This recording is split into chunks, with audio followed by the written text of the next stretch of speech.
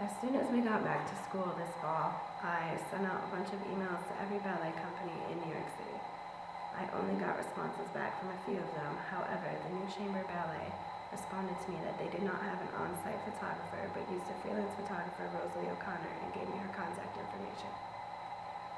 We corresponded by email for months and had set up this trip for me to go over my spring break. We set up an internship interview. I made a portfolio. I had a resume ready from internship prep class, and we were both very much looking forward to meeting each other and going over my work and details of the internship. My boyfriend Waldif and I have been together for 3 years. However, the last 2.5 of those years have been long distance.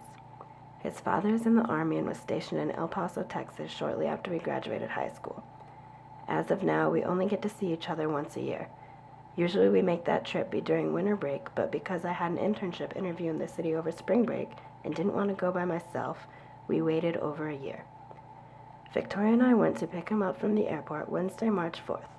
By the time he arrived, it was after midnight, so the sign I had made saying it had been 417 days apart was then incorrect. The following Tuesday, we left for New York City. My father had picked us up at Kaz and drove us to the train station in Syracuse. Neither Waldif or I had ever been on a train, so we were both excited. A conductor showed us to the proper train car, and when we walked inside, there were no seats available next to each other for 2 people. I was getting disappointed that we wouldn't get to sit together on our first train ride, but we then realized we could move to a more open car further back. Our excitement quickly faded, as it was a 6-hour-long ride with not much scenery to look at, so we watched Criminal Minds on Netflix instead. Once we finally arrived at Penn Station, we made our way out to the street where there was a line for taxis. That was also our first taxi experience. Having watched enough Criminal Minds and being extra cautious in the city, I was memorizing the driver's info listed on the window.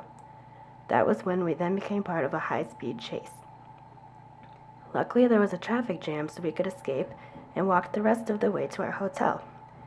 We checked in and found our room on the 4th floor. Given that the name of the hotel was the Skyline, the first thing we did when we entered our room was look out the window. Our view was of the parking garage below. Waldif had been talking up Hard Rock Cafe for months, so we were both excited to go there for dinner.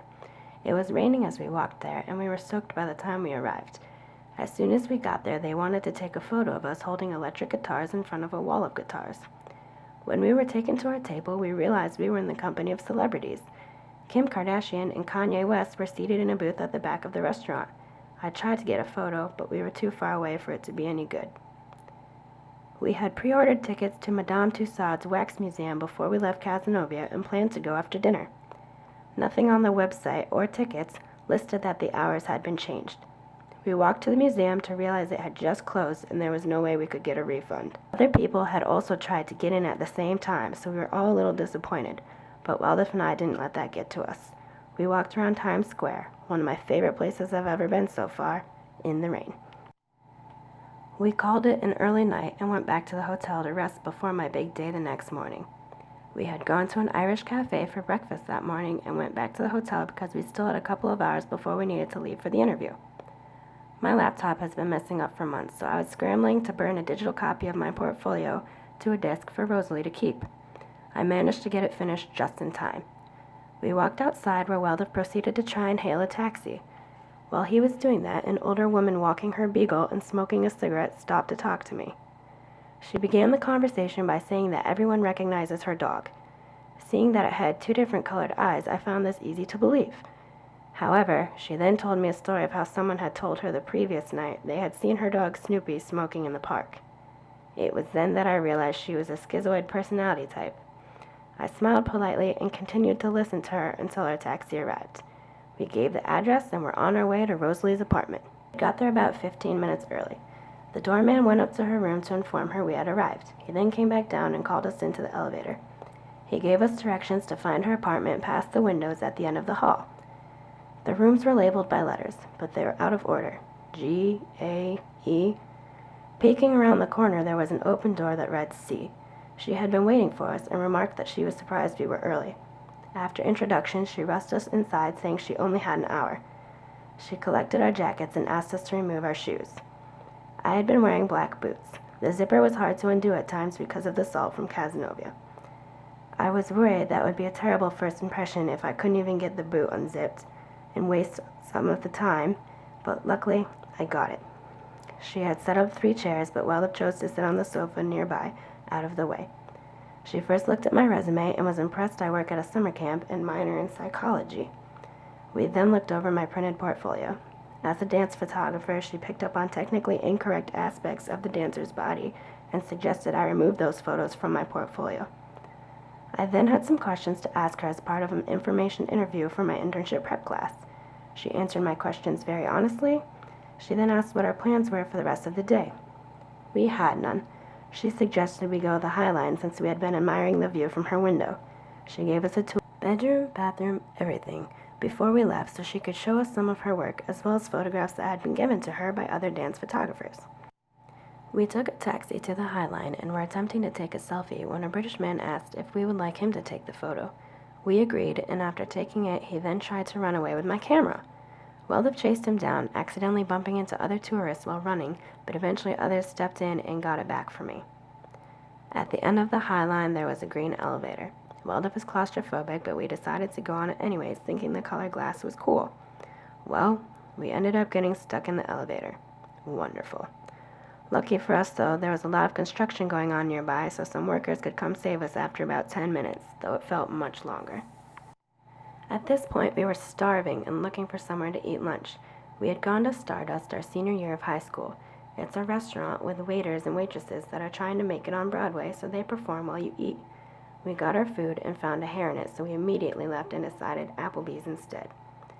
We were seated at the lower level where the waitstaff was much more casual and fun. They began singing to each other throughout our meal. Ironic, given the restaurant we had just left from. After eating, we again walked around Times Square. Of course, Weldon had left his swim trunks at home, so we had to go look for some. Once we walked back to our hotel for the evening, we got ready and went to the pool. The view was phenomenal. It was a heated indoor saltwater pool located in the penthouse, probably the only floor with a decent view of the said skyline. Shortly after we got there, another family joined us. The lifeguard was extremely inattentive, texting the whole time with small children in the pool. After the pool, we wanted to get drinks from the vending machine. That turned out to be a struggle. To get to the vending machine, you had to take an elevator down to the lobby and then walk to the opposite side of the hotel and go up another elevator to the 4th floor. Our room was on the 4th floor, but of course the hallways didn't connect. The machine wouldn't accept my particular debit card, so I had to go all the way back to the room and get some cash and coins. Once getting back to the vending machine, I chose 2 mango iced teas for us. I had not taken the first one out of the machine before the second one dropped down. That was a mistake, as I then had to fight with the machine, concerned I might break a finger trying to get them unstuck. Finally, I got them out and could then enjoy one after the process of running back and forth between elevators.